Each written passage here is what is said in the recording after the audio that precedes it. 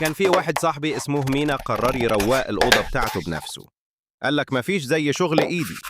جاب سلم ومسك جرادة للبوية وطالع يدهن السقف.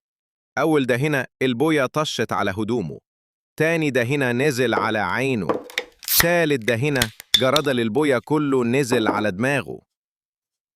ثواني كده، ما تنساش تصلي على النبي في الكومنتات. المهم مينا قال أنا هكمل، مفيش حاجة هتوقفني. جه يدهن الحيطة، الكتلة وقعت. جه يشغل المروحة، تجفف البوية. الكهرباء اتقطعت. جه يقعد القطة بعيد، القطة نطت في الجردل.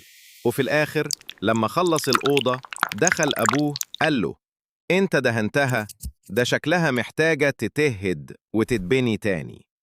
مينا قال أنا مش مروق الأوضة، أنا ببني سيرة ذاتية للفشل. لو ضحكتك القصة اشترك في القناة وفعل الجرس علشان يوصلك كل جديد.